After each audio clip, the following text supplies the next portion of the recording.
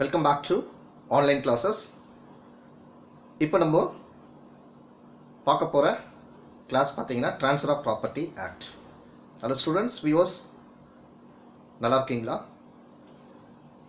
இங்கே ஜேம்ஸ் இன்றைக்கி கிளாஸ் எடுக்கிறேன். ஹாப்பியாக இருங்க, ரொம்ப சோகமாக பார்க்காதீங்க.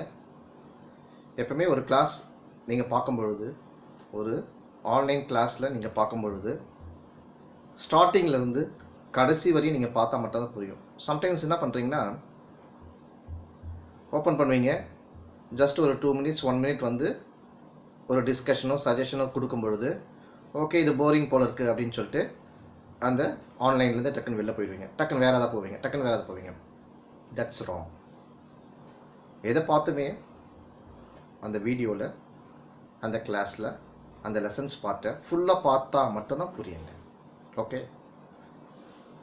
பசிக்கு ஃபுட்டு உங்கள் கையில் கொடுத்துட்டாங்க, எல்லா ஃபுட்டும் இருக்குது. ஆக்சுவலாக ஃபுட் டைம் வந்துச்சு, ஆஃப்டர்நூன். ஃபுட் கோர்ட் உட்காந்துட்டீங்க. ஃபுட் கோர்ட்டில், that means hotel or house, in whatever it may be, food court. டேபிளில் வந்துச்சு சாப்பிட்றதுக்கு, பசி இருக்குது உங்களுக்கு. டேபிளில் பார்த்துட்டீங்க, பார்த்த உடனே இட்ஸ் ஓகே அப்படின்னு சொல்லிட்டு ஒரே ஒரு ஸ்பூன் தான் சாப்பிட்றீங்க. That is opening point of the food. சாப்பிட்டுட்டு வச்சிடுறீங்க. பசி அடங்குமா? பசி ஃபுல்ஃபில் ஆகுமா? முடியாதுங்க. பசிக்கும். திரும்பவும் அதை சாப்பிடுவீங்களா? வேண்டாம், புதுசாக கொடுங்கன்னு சொல்லுவீங்க, பிகாஸ் டைம் ஆயிடுச்சு அப்படின்னு சொல்லிட்டு. அதே மாதிரி தாங்க ஒரு கிளாஸில் நீங்கள் பார்க்கும் பொழுது as a ஸ்டூடெண்ட்டாக இருந்தாலும் சரி, as a வியூவர்ஸாக இருந்தாலும் சரி, of any professors, any judges, okay, யாராக இருந்தாலும் வியூவர்ஸ்ன்னு வந்துட்டாங்க. கிளாஸ் ஸ்டூடெண்ட்ஸ் பர்டிகுலர்லி ஸ்டூடெண்ட்ஸ்க்கு தான் இது மெயினாக சொல்கிறது. ஓகேங்களா? மற்றவங்களுக்கு எல்லாருக்குமே தெரியும், என்னை காட்டிலும் அதிகமாகவே தெரியும். ஸ்டூடெண்ட்ஸுக்கும் 90% தெரியும். பட் இருந்தாலும் ஆஸ் ஏ நான் டீச் பண்ணும்போது மை டியூட்டி எல்லாமே நான் சொன்னால் தான். நிறைய பேருக்கு தெரியும், நிறைய பேருக்கு தெரியாது இல்லையா? தெரியாதவங்களுக்கு தான். தெரிஞ்சவங்களுக்கு ஒன்றுமே கிடையாது. இதுமாதிரி எக்ஸ்ட்ரா பாயிண்ட்டே நீங்கள் சொல்வீங்க. ஓகேங்களா? ஸோ இந்த கிளாஸில் நம்ம டிஸ்கஸ் பண்ணும்பொழுது, கிளாஸ்க்கு வீடியோ போகும்பொழுது ஃபஸ்ட்டு அதை லிசன் பண்ணுங்கள், ஃபினிஷ் பண்ணுங்கள் கடைசி வரையும். ஓகேங்களா? All the best. ஓகே, இன்றைக்கி பார்க்க போகிறது வந்து ட்ரான்ஸ்ஃபர் ஆஃப் ப்ராப்பர்ட்டி ஆக்டில் லாஸ்ட் சப்ஜெக்ட் ஆக்ஷனபிள் கிளைம்ஸ், தொடர்தகு பாத்தியம். தமிழில் தான் பார்க்க போகிறோம். ஓகேங்களா? ஸோ உங்களுக்கு இங்கிலீஷில் வேணும்னா இங்கிலீஷில் வீடியோ இருக்குது, பார்த்துக்கோங்க. தமிழில் என்னென்ன வீடியோ இருக்கோ சேம் இங்கிலீஷில் எல்லாமே இருக்குது. ஓகே ஸ்டூடெண்ட்ஸ், இங்கே சொத்து உரிமை மாற்று சட்டத்தினுடைய கடைசி சாப்டர் தான் இது. செக்ஷன் வந்து 130 137 வரையும் டிஸ்கிரைப் பண்ணுறாங்க ஆக்ஷனபிள் கிளைம்ஸை பற்றி. இந்த செக்ஷன் 130 137 இந்த வரையிலான எதுலேயும் இந்த தொடர்தகு பாத்தியங்கள் குறித்து டெஃபினேஷன் கொடுக்கல. ஆக்ஷனபிள் கிளைம்ஸை பற்றி 130 137 வரையும் இருக்கிற எதுலேயுமே ஆக்ஷனபிள் கிளைம்ஸ்னால் என்ன அப்படின்னு சொல்லிட்டு டிஃபைன் பண்ணலை, வரையறுக்கலை. ஆனால் இதே ட்ரான்ஸ்ஃபர் ஆஃப் ப்ராப்பர்ட்டி ஆக்டில் இன்டர்பிரிட்டேஷன் ஆஃப் கிளாஸஸ் அப்படின்னு சொல்லிட்டு நம்ம இனிஷியல் இந்த ட்ரான்ஸ்ஃபர் ஆஃப் ப்ராப்பர்ட்டி ஆக்டில் ஃபஸ்ட்டு சாப்டரில் வரும்போது 3rd சாப்டர் பார்ப்போம். 3rd செக்ஷன் சாப்டர்ஸில் வரும்போது 3rd செக்ஷனில் வந்து ஆக்ஷனபிள் கிளைம்ஸ்னால் என்ன அப்படின்னு சொல்லிட்டு, அதுக்கு டெஃபினேஷன்னா என்ன அப்படின்னு சொல்லிட்டு அதில் டிஃபைன் பண்ணியிருக்காங்க. ஓகேங்களா?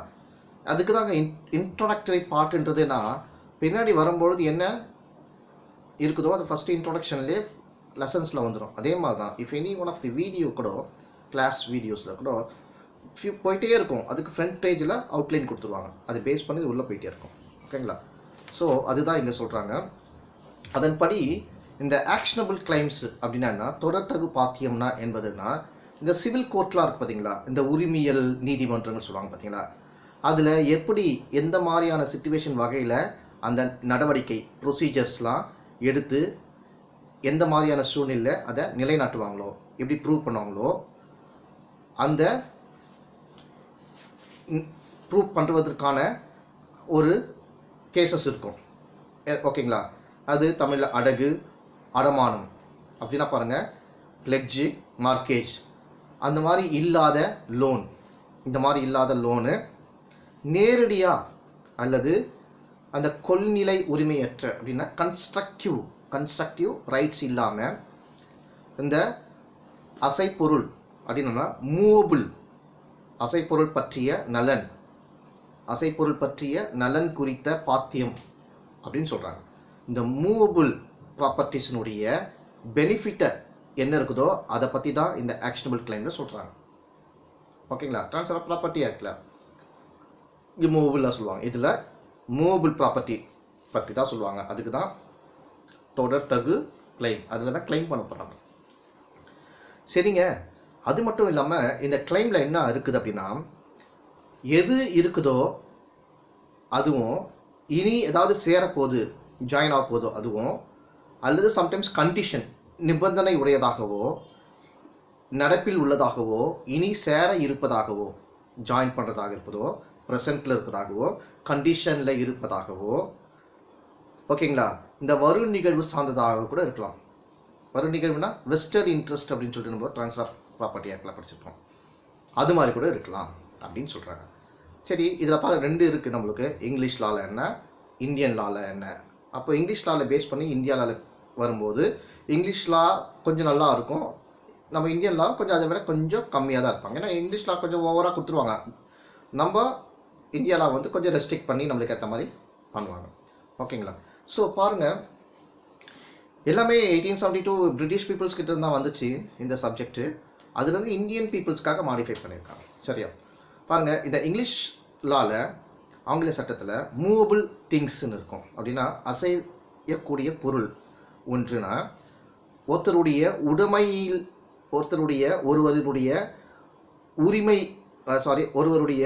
உடைமை உரிமையில் மட்டும் இல்லாமல் அவருடைய சுவாதனத்தில் இருக்கும் பொழுது, அப்படின்னா ஒரு பர்சனுடைய பொசஷனில் இல்லாமல் ஆனால் அவருடைய பொருள் வேற யார்கிட்ட இருந்தாலும் அந்த திங்ஸ்க்கு பேர், அந்த பொருளுக்கு வந்து என்ன பேர் சொல்கிறாங்கன்னா கை உரிமை பொருள், that is choose in possession அப்படின்னு சொல்கிறாங்க. ஆனால் அந்த பொருளில் இந்த திங்ஸ், மூவபிள் திங்ஸ்ன்னு சொல்லுவாங்க இல்லையா, அதுதான் பொருள். அவருடைய சுவாதீனத்தில் இன்றி, பாருங்கள், அவருடைய பொசஷன் வந்து அவர்கிட்டயே இல்லாமல் வேறு யார்கிட்ட இருக்கும். அவருடைய பொருள் திங்ஸ், மூவபிள் திங்ஸ் வேறு யார்கிட்ட இருக்கும். அப்போ டேரெக்டாக அவர்கிட்ட வாங்க முடியுமா? அப்போ என்ன பண்ணோம், ஏதாவது கேஸ் போட்டு தான் அந்த திங்ஸை வாங்க முடியும். அந்த மாதிரி கேஸ் போட்டு வாங்குற மாதிரி இருந்துச்சுன்னா அதுக்கு பேர் வந்து வழக்கு உரிமை பொருள், that is choose in action. நம்ம இந்த ரெண்டாவது பார்த்தோம் பார்த்தீங்கன்னா, சூஸ் இன் ஆக்ஷன், அதை அதை மட்டும் நம்ம பார்க்கும்போது அதை கேஸ் போட்டு தான் நம்ம வாங்க முடியும், வழக்கிட்டு தான் பெற முடியும். நேரடியாக கொண்டு அதனுடைய மூவபிள் ப்ராப்பர்ட்டியோட டேரெக்டாக போய்ட்டு திங்ஸை நம்ம எடுத்துக்க முடியாது. ஓகேங்களா? ஏன்னா நம்மக்கிட்ட இல்லை, வேறு யார்கிட்டையும் இருக்குது. அப்போது கேஸ் போட்டு வாங்கணும். இதுக்கு தாங்க ஆக்ஷனபிள் கிளைம்ஸ்னு வரும்போது எப்படி வாங்க போகிறோம் அப்படின்னு சொல்லிட்டு அது இங்கிலீஷ் லாவில் இருந்துச்சு. சரி, இந்தியா லாவில் இந்த third section of transfer of property என்ன சொல்லுது, அதை பேஸ் பண்ணி தான் இந்த ஆக்ஷனபிள் கிளைம் வந்து 130 132 137 வரை கொடுத்துருக்காங்க. ஏன்னா தேர்டில் வந்து இன்டர்பிரிட்டேஷன் கிளாஸஸ்னால் மீனிங் கொடுக்குது. இது ஆக்ஷனபிள் கிளைம்னா என்ன அப்படின்னு சொல்லிட்டு பொருள் கொடுக்குது, மீனிங் கொடுக்குது. அந்த மீனிங்கை பேஸ் பண்ணி தான் இந்த செக்ஷனை உள்ள நம்மளுக்கு கொடுத்துருக்காங்க. மீனிங் தெரிஞ்சால் தான் அந்த செக்ஷனை பற்றி நம்மளுக்கு புரியும். மீனிங்கே தெரியாமல் செக்ஷன் பற்றி சொன்னோமா புரியாது. ஸோ அதுக்காக தான் இது இன்டர் ரிலேட்டடான பேஸ் பண்ணி தான் நம்மளுக்கு வந்து இந்த சப்ஜெக்டை கொடுத்துருக்காங்க. பாருங்கள், இந்த ஆங்கில சட்டத்தில், இங்கிலீஷ் சட்டத்தில் கூறப்பட்ட அந்த சூஸ் இன் ஆக்ஷன், வழக்கு உரிமை பொருள் தான் இந்திய சட்டத்தில் வந்து நம்மளுக்கு தொடர் தகு பாத்தியமாக உள்ளது. இங்கிலீஷ் லாவில் அந்த சூஸ் இன் ஆக்ஷன் நம்ம பார்த்தோம் பார்த்தீங்களா, அதுதாங்க நம்மளுக்கு இந்தியன் ஆக்டில் நம்மளுக்கு வந்து ஆக்ஷனபிள் கிளைம்னு சொல்லிட்டு சொல்கிறாங்க. ஓகே, ஆக்ஷனபிள் கிளைம்க்கு அனதர் நேம் இங்கிலீஷ் லாவில் என்னன்னு கேட்டால் என்ன சொல்லுங்க, சூஸ் இன் ஆக்ஷன் அப்படின்னு சொல்லுவோம். ஓகே, சரி, ஓகே. அதாவது அந்த கேஸை தொடர்ந்து பெறப்படும் பாத்தியம், அதாவது வழக்கு தொடர்ந்து பெறப்படும் பாத்தியம் அப்படின்னா கேஸை தொடர்ந்து பெறப்படுகின்ற ஒரு கிளைம். கேஸை போட்டால் கேஸ் போடுவாங்க, ஒரு பர்சன் கிட்ட கேஸை போட்டு அதுக்கப்புறமா தான் எடுப்பாங்க அவங்க கிளைம்ஸை. ஓகே, அதுக்கு பேர் தான் தொடர்தகு பாத்தியம், ஆக்ஷனபிள் கிளைம். ஆக்ஷன் போடுறாங்க, ஒரு பர்சன் மேலே கேஸ் போட்டு ஆக்ஷன் போட்டால் தான் அந்த ஆக்ஷனோட கிளைம் பண்ணுறாங்க, ரிசீவ் பண்ணிக்கிறாங்க. ஓகே, தான் ஆக்ஷனபிள் கிளைம். ஓகே, தொடர்தகு பாத்தியம். தமிழில் தொடர்தகுனா தொடர்கின்ற ஒரு பாத்தியம், தொடர்ந்து வழக்கிட்டு பெறுகின்ற ஒரு பொருள், ஒரு கிளைம் அப்படின்னு சொல்லுவாங்க. ஓகேங்க, சுத்த தமிழில் சொல்ல அந்தளவுக்கு தெரியல. ஓகே, சில வேர்டெலாம் எல்லாம் பியூர் தமிழில் தெரியாது, தமிழ் லிட்ரேச்சர் பர்சன் தான் தெரியும். ஏதோ நம்ம அண்டர்ஸ்டாண்டிங் அளவுக்கு சொல்கிற அளவுக்கு நம்மளுக்கு அந்த தமிழ் தெரியும். ஓகேங்களா, சரி பாருங்கள், சப்ஜெக்ட் வருவோம். அடிக்கடி சும்மா அப்படியே இன்டர்வியூட் பண்ணணும், அப்போ தான் உங்கள் மைண்ட் வந்து எலிவேட் ஆகிட்டு சப்ஜெக்ட் வந்து இன்ட்ரெஸ்டிங்காக போகும். சும்மா நேச்சுரலாக அப்படியே போயிட்டிங்கன்னா புரியாது.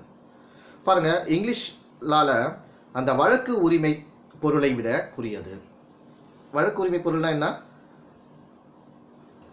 சூஸ் இன் ஆக்ஷன் வந்து இங்கிலீஷ் லாவில் எப்படி ப்ராடாக இங்கிலீஷ் லாவில் கொடுத்துருந்தாங்க, அந்த மாதிரி நம்மளுக்கு இந்தியன் ஆக்டில் கொடுக்கல, கொஞ்சம் குறைச்சிட்டாங்க. ஓகேங்களா, சரி ஓகே, அதனுடைய ஜூரிஸ்டிக்ஷன் தான் இன்னும் நம்ம இந்தியாவுக்கு எப்படி கொடுத்துருக்காங்க. இந்த சூஸ் இன் ஆக்ஷனை ஆக்ஷனபிள் கிளைம்னு கொடுத்துட்டு என்ன மாதிரி கொடுத்துருக்காங்க, அது கொஞ்சம் பறந்ததாக இருந்துச்சு.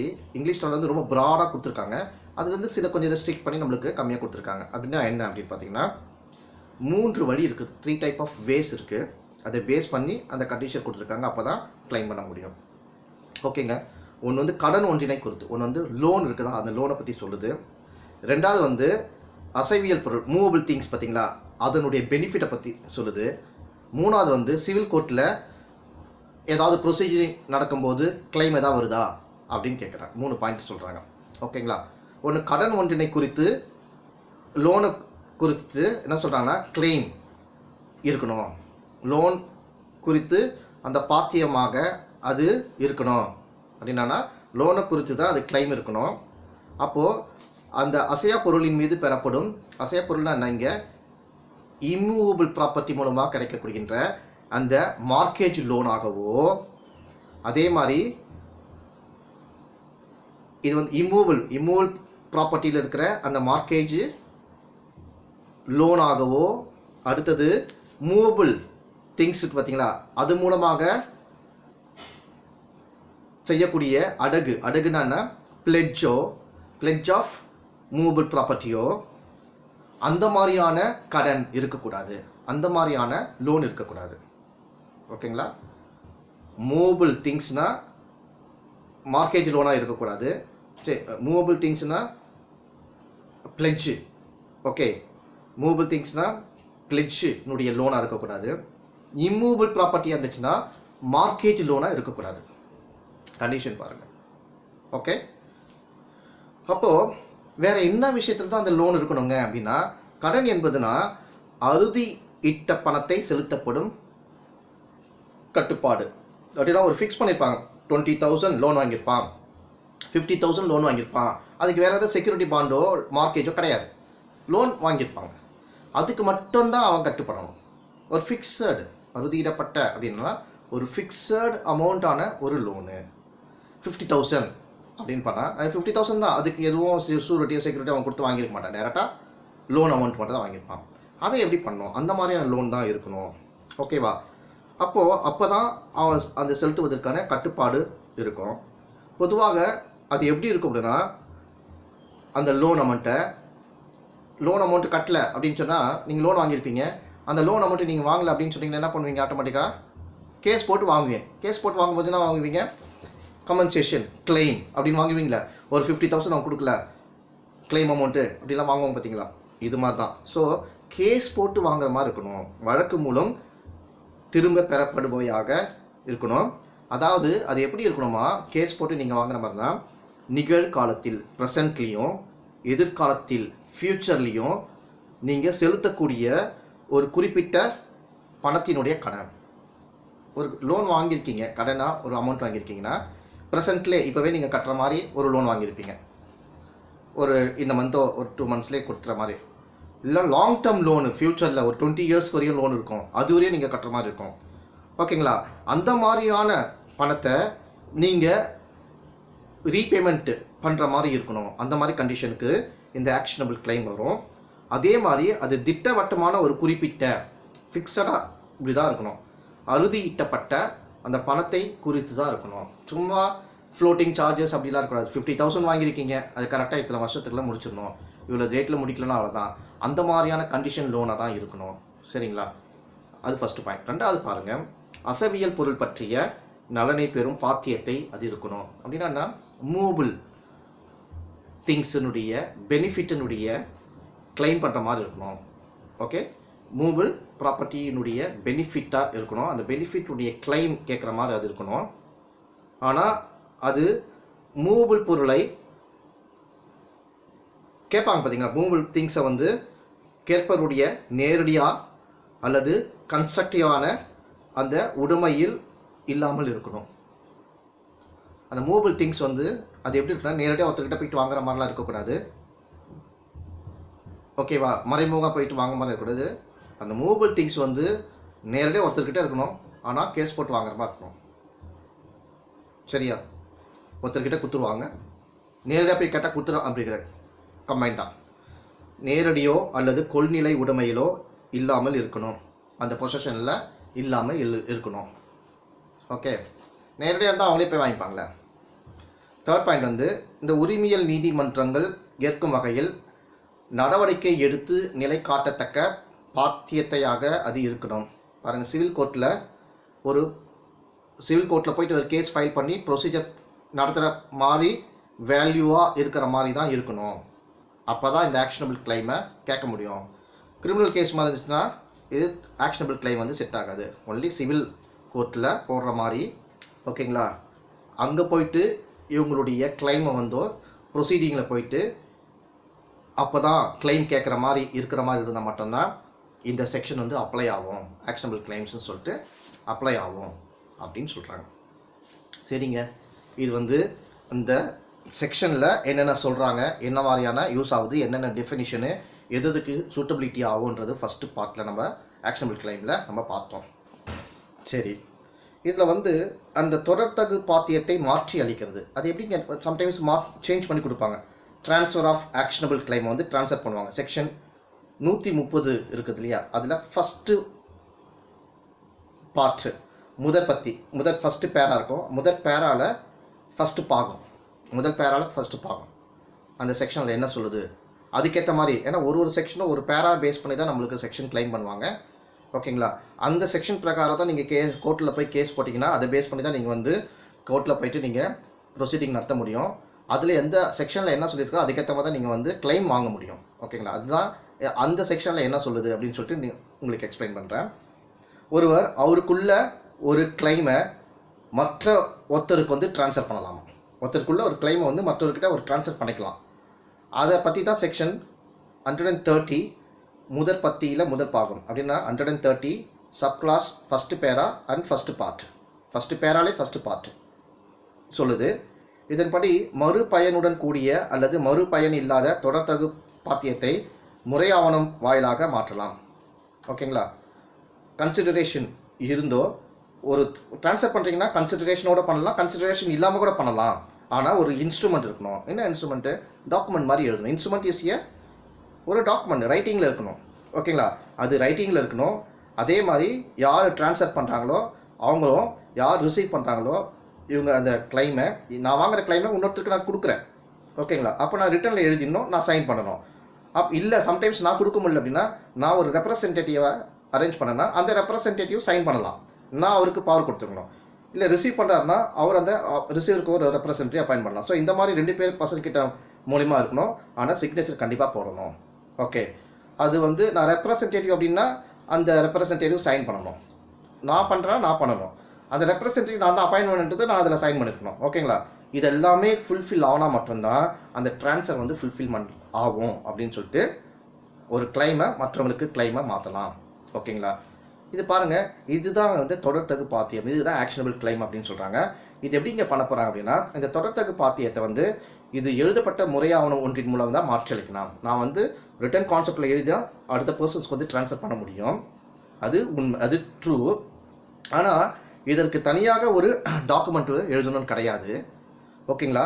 வேறொருக்கு தமது தொடர்தகு பாத்தியத்தை மாற்றி அளிப்பது. வேற யாரா ஒரு பர்சன்ஸ்க்கு வந்து நான் ஆக்ஷனபிள் கிளைம் நான் வந்து எழுதுறேன் அப்படின்னு சொன்னேன்னா, எழுதும் போதே இன்னொரு பர்சன்ஸ்க்கு வந்து சேஞ்ச். ஃபார் எக்ஸாம்பிள் என்னோட ஆக்ஷனபிள் கிளைம் வந்து நான் உங்களுக்கு எழுதுறேன் அப்படின்னு சொன்னேன்னா, எழுதும்போது அந்த ஆக்ஷனபிள் கிளைம்லேயே நான் என்ன பண்ணோம், இந்த கிளைம் இந்த ரைட்ஸ் எனக்கு இருக்குது, நான் கிளைம் பண்ணுறேன் அப்படின்னு சொன்னேன்னா, இந்த கிளைம் நான் வாங்க முடியலன்னா அந்த இன்னொரு பர்சன்ஸ்க்கு வந்துக்கிட்ட அவர் வாங்கிக்கலாம் அப்படின்னு சொல்லிட்டு உங்களுக்கும் எனக்கும் ஒரு அந்த இன்ஸ்ட்ருமெண்ட்டில் அந்த டாக்குமெண்ட்டில் எழுதும் போதே பேக் சைடில் என்டாஸ்மெண்ட் அந்த பர்சன் பேரை எழுதிட்டு பின்னாடி அவர் வாங்கிக்கலாம்னு சொல்லிட்டு அந்த ரைட்ஸை எழுதிட்டு நான் சிக்னேச்சர் பண்ணால் போதுங்க. தனியாக செப்பரேட்டாக ஒரு டாக்குமெண்ட் வந்து எழுதணும் அவசியம் கிடையாது. என்டாஸ்மெண்ட் பண்ணால் போதும். மேலெழுத்து ஏற்படுவதன் மூலம் மாற்றி அளிக்கலாம். அந்த டாக்குமெண்ட் ஆவணத்தின் பின்புறத்தில் மேலெழுத்து ஏற்படுத்துவதன் மூலம் மாற்றி அளிக்கலாம். ஓகேங்களா? ஸோ ஆக்ஷனபிள் கிளைமை if any one of the டாக்குமெண்ட்டில் போத் பர்சன்ஸ் அக்ரி ஆகியிருக்காங்க, நான் ட்ரான்ஸ்ஃபர் பண்ணுறேன், என்னுடைய ரைட்ஸை வந்து இன்னொரு பர்சனுக்கு ரைட்ஸை ட்ரான்ஸ்ஃபர் பண்ணி டாக்குமெண்ட்லேயே ரிட்டனில் எழுதுகிறேன். That is document means instrument. அதில் எழுதும்போது அந்த டாக்குமெண்ட் சேம் டாக்குமெண்ட்லேயே பேக் சைடில் எந்த பர்சன்ஸ் கொடுக்கணுமோ அதில் ரிட்டனில் எழுதி என்டாஸ் பண்ணி நான் சிக்னேச்சர் போட்டால் போதும். That is endorsement. ஓகே, பாருங்கள் ஒரு கேஸில் ஆன்சராஜ் வெர்சஸ் நாதன் NADHEAN. இந்த கேஸில் ஒரு ஒப்பந்த ஆவணத்தின் ஒரு கான்ட்ராக்ட் ஒரு டாக்குமெண்ட் போகிறாங்க. அந்த டாக்குமெண்ட்டில் என்ன பண்ணுவாங்க, பேக் சைடில் வந்து எழுதுவாங்க. என்ன எழுதுவாங்கன்னா, ஒரு டாக்குமெண்ட் எழுதுறாங்கன்னா என்ன பண்ணுவாங்க, வாங்கப்பட்ட பொருளை கொடுத்து ஃபார் எக்ஸாம்பிள் ஒரு இன்வாய்ஸ் போட்டிருக்காங்க அப்படின்னா, இன்வாய்ஸில் அதில் பர்டிகுலராக என்ன வாங்கியிருக்காங்க அதை மட்டும் பின்னாடி எழுதுவாங்க. இந்த திங்ஸ் நான் வாங்கியிருக்கேன் வாங்கிட்டு சிக்னேச்சர் போட்டுருவாங்க, ஐ ரிசீவ்ட் போட்டுருவாங்க. அதுவே போதும். அதுக்கு செப்பரேட்டாக ஒரு இன்வாய்ஸ் இது தான் வாங்கியிருக்கேன் இது வாங்கலன்னு சொல்லிட்டு எழுதணும் அவசியம் கிடையாது. சேம் டாக்குமெண்ட்டில் எழுதிட்டோம்னா வேலிட். அதுதான் சொல்கிறாங்க. அந்த டாக்குமெண்ட்டில் அந்த ஒப்பந்த ஆவணத்தின் பின்புறத்தில் கான்ட்ராக்ட் போட்ட அந்த டாக்குமெண்ட்டினுடைய பேக் சைடில் அந்த வாங்கப்பட்ட திங்ஸை குறித்து வாங்கப்பட்ட பொருளை குறித்து அந்த வாங்கியவர் என்ன பண்ணுறாருனா ரிசீவ் பண்ணுறாரு என்ன பண்ணுறாருனா அந்த ஒப்பந்தத்தில் அவர் பெறும் எல்லா உரிமைகளையும் நலன்களையும் அந்த கான்ட்ராக்டில் அவர் என்னென்ன ரைட்ஸையும் என்னென்ன பெனிஃபிட்டையும் அதில் ரிசீவ் பண்ணுறாரோ அதில் குறிப்பிட்ட நபருக்கு மாற்றுவதாக சொல்கிறாரு. அப்படின்னா என்னென்ன வாங்குகிறாரோ அதே டாக்குமெண்ட்டில் எனக்கு என்னென்ன ரைட்ஸ் இருக்குது என்னென்ன பெனிஃபிட் இருக்குது அந்த நான் வாங்க போகிறேன் அந்த ப்ராடக்ட்டில் அப்படின்னு சொன்னால், நான் வேறு யாரா ஒரு பர்சன்ஸ்க்கு நான் மாற்ற போகிறேன் அப்படின்னு சொன்னால் நான் அதுலேயே எழுதி அவர் பேரை நானே மென்ஷன் பண்ணிவிட்டு என்டாஸ் பண்ணி கொடுத்துட்டுனா ஆட்டோமேட்டிக்காக அவரை கூட வாங்கிக்கலாம். ஓகேங்களா? இதுவே வந்து ஒரு ட்ரான்ஸ்ஃபர் பண்ணுறதும் ஆக்ஷன் தான் அப்படின்னு சொல்லி இந்த கேஸில் கொடுத்துட்டாங்க. இந்த மாற்று அளிப்பானது இந்த ட்ரான்ஸ்ஃபர் பண்ணுறது எப்படின்னா, அந்த டாக்குமெண்ட் ஒன்று எழுதப்படுவதால் தான். ஒரு டாக்குமெண்ட்டில் இன்ஸ்ட்ருமெண்ட்டில் நான் டாக்குமெண்ட்டில் எழுதினா மட்டும்தான் அது ஃபுல்ஃபில்மெண்ட் ஆகும். ஸோ ரெண்டாவது வந்து மாற்றளிப்பு ஏற்படுத்த வழி இல்லை. ஓகேங்களா? செகண்ட், ஒரு பொருளை குறித்து பல்வேறு மாற்றளிப்பு ஒரே ஒரு திங்ஸை குறித்து டிஃப்ரெண்ட்டான ஒரு ட்ரான்ஸ்ஃபரோ ஏதாவது ஒரு போட்டிகளோ வர முடியாது, ஏற்பட முடியாது. இதில் இங்கே பார்த்தீங்கன்னா நீங்கள் மார்க்கேஜ்லாம் பார்த்தீங்கன்னா ப்ரியாரிட்டி காம்படிஷன் தேர்ட் வந்தாங்க அப்படிலாம் கிடையாது. இதில் ஒரு சிங்கிள் தான். ஒருத்தர்கிட்ட மாற்றினீங்கன்னா யார் நேம் மென்ஷன் பண்ணுங்க அவங்கக்கிட்ட மட்டும் தான் வரும். ஓகேங்களா? இதுக்கு வேறு யாரும் ஃபஸ்ட்டு இவருக்கு மாற்றினாங்க செகண்ட் ஒருத்தருக்கு மாற்றினாங்க இந்த மாதிரிலாம் இதெல்லாம் எழுத முடியாது. ஓகேங்களா? இதுதான் வந்து நம்மளுக்கு செக்ஷன் 130 பேரா 1 பார்ட் 1. ஓகேங்களா? பேரா 1ல் முதல் பாகம். சரிங்க, இவ்வளோ பார்த்துட்டீங்க. அடுத்தது ஒன்று பார்க்கலாம். இதுலேயே மாற்று அளிப்பினுடைய விளைவுகள் என்ன. செக்ஷன் 130 அந்த முதலாவது பாகத்தில் தொடர்தகு பாத்தியம் மாற்றி அளிப்பதை பற்றி நம்மளுக்கு சொல்கிறாங்க. அதே சமயத்தில் அந்த ரெண்டாவது பாகம் என்ன சொல்லுது, 130ல் முதல் பாகம் ஒன்று சொல்லிச்சு, 130ல் ரெண்டாவது பார்ட் என்ன சொல்லுதுன்னா, அதுவும் இந்த 132 செக்ஷன் 132ல் சொல்கிற மாற்றி அழைப்பின் என்ன சொல்கிறாங்களோ அதில் தான் இருக்குது. 130 ரெண்டாவது பார்ட்டில் என்ன சொல்கிறாங்களோ அது எதை பற்றி சொல்லுதுன்னா, செக்ஷன் 132 ஆஃப் தி டிபி ஆக்டில் என்ன சொல்கிறாங்களா அதை பற்றி இதில் முன்னாடியே சொல்லிடுறாங்களாம். ஓகேங்களா? அது என்னங்க அப்படின்னா, இந்த மாற்றளிப்பானது எழுதப்பட்டு நிறைவேற்றப்பட்ட தேதியிலிருந்து ஏதாவது ஒரு ரிட்டனில் எழுதிட்டாங்கன்னா அதை எக்ஸிக்யூட் பண்ணும். என்னைக்கு பண்ணுறாங்களோ எக்ஸிக்யூஷன் பண்ணுறாங்களோ அந்த டேட்லேருந்து நிறைவேற்றப்பட்ட மாற்றளிப்பானது எழுதப்பட்டு நிறைவேற்றப்பட்ட தேதியிலிருந்தே அப்போ தான் அது ஆக்ஷனுக்கு வரும், செயலுக்கு வரும். இதன் மூலம் அந்த உரிமை மாற்றம் செய்தவருக்கு இருந்த எல்லா உரிமைகளும் யார் ட்ரான்ஸ்ஃபர் பண்ணாரோ அவருக்கு இருக்கிற ரைட்ஸ் எல்லாமே யாருக்கு வரும், எல்லா உரிமைகளும் எல்லா பெனிஃபிட்டும் யார் ரிசீவ் பண்ணாங்க உரிமை மாற்றம் பெற்றவருக்கு வந்து அடைஞ்சிடும். யார் ரிசீவ் பண்ணாங்களோ நான் தான் அவருக்கு பேரை மாற்றினா என்கிட்ட என்னென்ன பெனிஃபிட் எல்லாமே அவருக்கு போயிடும். இதுக்கு தாங்க இந்த தொடர்தகு பாத்தியத்தை பெற்ற உரிமை மாற்றம் பெற்றவர் அதனை குறித்து தமது பெயரிலே வழக்கு எடுக்கவோ நடவடிக்கை எடுக்கவோ செய்யலாம். இது இங்கே தான் ஆக்ஷனபிள் கிளைம் என்ன சொல்லுதுன்னா, இந்த மாதிரியான ரைட்ஸ் பெனிஃபிட் வாங்கினாங்க இல்லையா, யார் ரிசீவர் ரெண்டாவதா, அவங்க கூட அவங்களே ஏதாவது கேஸ் போடணும், ஏதாவது ப்ரொசீஜர் நடத்தணும் அப்படின்னு சொன்னாங்கன்னா அவங்க பண்ணலாம். இப்போ நான் பண்ணணும் அவசியம் கிடையாது. ஏன்னா ட்ரான்ஸ்ஃபர் எல்லா பெனிஃபிட்டும் கொடுத்துறேன் இல்லையா. ஸோ யார் நேம் ட்ரான்ஸ்ஃபர் ஆகுதோ ஆட்டோமேட்டிக்காக அவங்க பண்ண போகிறாங்க. இதுதாங்க, இது ஒன்றும் ஃபார்முலா கிடையாது. உங்ககிட்ட கொடுத்துறேன்னா நீங்கள் ஏதாவது ஃப்யூச்சரில் ப்ராப்ளம் வந்து கேஸ் வந்து நீங்கள் பண்ணிக்கலாம், நான் வந்து பண்ணணும் அவசியம் கிடையாது அப்படின்னு சொல்கிறாங்க. இதற்காக உரிமை மாற்றம் செய்தவனுடைய கன்சென்ட் தேவையில்லை. இதற்காக நான் தானே உங்களுக்கு நேம் ட்ரான்ஸ்ஃபர் பண்ணி கொடுத்தேன், ஓகேங்களா, அதனால் என்னுடைய கன்சென்ட் நீங்கள் கேட்கணும் அவசியம் கிடையாது. ஒன்ஸ் உங்களுக்கு நான் ட்ரான்ஸ்ஃபர் பண்ணி கொடுத்தேன்னா ஆட்டோமேட்டிக்காக உங்களுக்கு எல்லா ரைட்ஸும் இருக்குது, நீங்கள் பண்ணிக்கலாம், என்னுடைய இசைவு பெற வேண்டிய அவசியம் கிடையாது அப்படின்னு சொல்கிறாங்க. அதே மாதிரி அந்த கேஸில் அவரை தரப்பினராக சேர்க்க வேண்டிய அவசியம் இல்லை. அந்த கேஸ் போடுறாரு, ட்ரான்ஸ்ஃபர் ரைட்ஸை வாங்கினவர், அதில் அப்புறம் டிஸ்பியூட் எதாவது பண்ணணும் பிளான் பண்ணுறாருன்னா அவர் வந்து என்னையும் பார்ட்டியாக சேர்த்துக்கணும் அவசியம் கிடையாது. Not necessary. Okay, who is a giver, அந்த கிவரை வந்து நீங்கள் தேவையில்லை, நீங்களே ஓனாக நடத்தலாம், உங்களுக்கு ஹேவிங் ரைட்ஸ் எல்லாமே இருக்குது. அப்போ பாருங்கள், இந்த மாற்றி அளிப்பிற்கு பின்னர் இந்த ட்ரான்ஸ்ஃபர் ஆன if any product any things, இது வந்து நம்ம மூவபிள் திங்ஸில் நம்ம சொன்னோம், ஓகேங்களா. இந்த மாதிரி திங்ஸில் அவங்க நேமுக்கு மாறுது அப்படின்னு சொன்னால் அந்த யார் உரிமம் பெற்றவர், யார் ரைட்ஸு அந்த டைமில் இருக்காங்களோ அவர் மட்டும்தான் அந்த கிளைமை பெறுவதற்கு உரிமை உள்ளவர். ஃபார் எக்ஸாம்பிள், நான் வந்து ஒரு இன்சூரன்ஸ் கம்பெனியில் இன்சூரன்ஸ் போட்டுட்டேன், ஓகேங்களா. நான் வந்து டேரெக்டாக ஏதோ லோன் வாங்கிட்டு என்கிட்ட பணம் இல்லை, உங்கள்கிட்ட ஒப்படைச்சிட்டேன். இந்த இதுவே நான் எழுதிடுறேன்னு சொல்லிட்டு ஒப்படைச்சிட்டு எழுதி கையில் கொடுத்துட்டேன். கிளைம் வருது, கிளைம் அமௌண்ட் வருது. ஒன்ஸ் உங்ககிட்ட உங்கள் நேமை ட்ரான்ஸ்ஃபர் பண்ணி கொடுத்துட்டேன்னா ஆட்டோமேட்டிக்காக என்கிட்ட வருமா? பாருங்கள், ஏதாவது லோனு ஃபிக்ஸட் லோனுக்காக உங்ககிட்ட வாங்கிக்கிறதுக்கு வேறு வழி இல்லை, டெபாசிட் பண்ணுறது எனக்கு எதுவுமே கிடையாது. அட்லீஸ்ட் செக்யூரிட்டிக்காக இதை கொடுத்துட்றேன் உங்ககிட்ட. என்ன பண்ணுவீங்க, அந்த கிளைம் அமௌண்ட்டு நீங்கள் இன்சூரன்ஸ் கம்பெனியா இல்லை நீங்கள் பேங்க்கா, நீங்கள் வாங்கிக்கலாம். என்னுடைய கன்சர்ன் நீங்கள் கேட்க வேண்டிய அவசியம் கிடையாது, உங்களுக்கு எல்லா ரைட்ஸும் இருக்குது, ஓகேங்களா. திரும்ப நானும் ஒரு கிளைம் வாங்கி நீங்கள் ஒரு கிளைம் வாங்க முடியாது. அதாங்க இந்த section 132 of transfer of property ஆக்டில் ஆக்ஷனபிள் கிளைமில் நம்மளுக்கு கிளியராக சொல்கிறாங்க. இதுக்காக தான் இதை பாருங்க, ஒரு எக்ஸாம்பிள் நான் சொல்கிறேன், ஈஸியாக புரியும். ஏ என்பவர் வந்து அவருடைய லைஃப்பை குறித்து, ஆயுளை குறித்து ஒரு லைஃப் இன்சூரன்ஸ் கம்பெனியில் வந்து இன்சூரன்ஸ் பண்ணுறாரு வச்சுக்கோங்க. பிறகு என்ன பண்ணுறாருன்னா, அவர் நடப்பில் உள்ள எதிர்கால கடனை செலுத்துவதற்காக ஃப்யூச்சர் லோனை அவர் ரீபேமெண்ட் பண்ணணும். லோன் வாங்கியிருக்கிறாரு, ஓகேங்களா. இப்போ இருக்கிற ஒரு லோனு அல்லது ஃப்யூச்சரில் அந்த லோன் ஃப்யூச்சர் எதிர்கால லோன் வாங்கியிருக்கிறார் இல்லையா, அந்த ஃப்யூச்சர் லோனை அவர் வந்து ரீபேமெண்ட் பண்ணணும். அதுக்காக ஒரு பேங்க் கிட்ட போயிட்டு இவர் என்ன பண்ணுறாருன்னா, இந்தாங்க நான் லைஃப் இன்சூரன்ஸ் எடுத்துருக்கேன், எனக்கு கிளைம் கூட இருக்குது, இதை நம்பி நீங்கள் கொடுக்கலாம், நானே கொடுக்கலாம், இதை நீங்கள் கிளைம் பண்ணிக்கலாம் அப்படின்னு சொல்லிட்டு ஒப்படைச்சிட்டார், சப்மிட்டட், ஓகேவா. அப்போ பாருங்கள், இது ஒப்படைச்சிட்டாரு, சப்மிட் பண்ணிட்டாரு. இந்த டைமில் இந்த ஏ என்ற பர்சன் யார் ஒப்படைச்சாரோ அந்த பர்டிகுலர் பர்சன், இந்த கிளையண்ட்டு செத்து போயிட்டார், இறந்து போயிட்டார், டைடு. அப்போது ஆஸ் பர் இந்த செக்ஷன் 130 பிரகாரம் பார்ட் 1 நம்ம பார்த்தோம் பார்த்தீங்களா, அதில் சொல்லப்பட்டுள்ள எக்ஸம்ஷன் இதில் இருக்குது. அதில் சொல்லப்பட்டுள்ள அந்த விலக்கு வாசகத்திற்கு, ஓகேங்களா, அதில் சொல்லப்பட்டுள்ள அந்த எக்ஸம்ஷன் ஸ்டேட்மெண்ட்டுக்கு அந்த பத்தியில் இருக்குது. என்ன சொல்கிறாங்கன்னா, section 132 of the transfer of property ஆக்டில் சொல்லப்பட்டுள்ள அந்த வாசகத்திற்கு, அந்த ஸ்டேட்மெண்ட்டிற்கு உட்பட்டு, இதுக்கு உட்பட்டு, ஓகே, உட்பட்டு அந்த இன்சூரன்ஸ் அமௌண்ட்டை பெறுவதற்கும்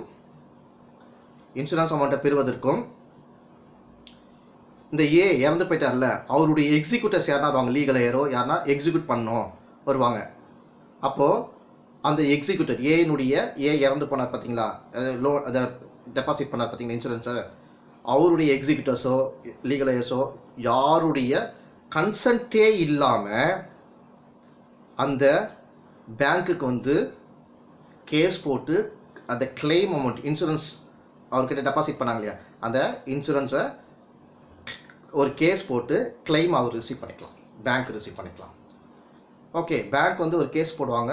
கேஸ் போட்டு ஏ வந்து லோன் வாங்கியிருக்கிறாரு, அதுக்காக லாஸ்ட்டில் என்கிட்ட டெபாசிட் பண்ணார், ஃப்யூச்சர் லோன்னு அடைக்கிறதுக்காக தான் வாங்கிட்டாரு. அதுக்குள்ளே ஏ என்ற பர்சன் டைட் ஆகிட்டார். ஸோ நான் ஏயுடைய வாரிசுக்கிட்டேயோ ஏயுடைய எக்ஸிக்யூட்டார்ஸ் கிட்டேயோ நிறைவேற்றலார்கிட்டேயோ நான் அவர் வந்து கன்சன்ட்டு விருப்பம் வாங்கணும் அவசியம் கிடையாது. வாங்காமலே கோர்ட்டில் கேஸை போட்டுட்டு கிளைம் அமௌண்ட் வாங்குவதற்கு அவருக்கு எல்லா ரைட்ஸும் அந்த பேங்க்குக்கு இருக்குது. இதுதாங்க செக்ஷன் 132 நம்மளுக்கு சொல்கிறாங்க. ஓகே, சரிங்க. அடுத்தது பாருங்கள், இந்த கடனை பெற்றவருக்கு சரி ஓகே கடனை இது ஒரு பார்ட்டு, இதுதான் ப்ரொசீஜர். அதே சமயத்தில் இந்த கடன் பெற்றவருக்கு இந்த மாதிரி அறிவிக்கை நோட்டீஸ் வந்து கொடுக்கல எனினும் அந்த உரிமை மாற்றம் பெற்றவருக்கு, ஓகேவா, கடன் பெற்றவர் யார் கடன் வாங்கினாரோ அவருக்கு இந்த மாதிரி நோட்டீஸ் கொடுக்கலன்னு வச்சுக்கோங்க. ஆனால் அந்த உரிமை மாற்றம் பெற்றவர் யார், அதை லோன் கொடுத்தவரோ, நான் தானே என்னுடைய நேமை வந்து அவருக்கு ட்ரான்ஸ்ஃபர் பண்ணி கொடுத்தேன், அவருக்கோ இந்த மாதிரியான ரைட்ஸ் இருக்குது அப்படின்னு நம்ம பார்த்தோம்.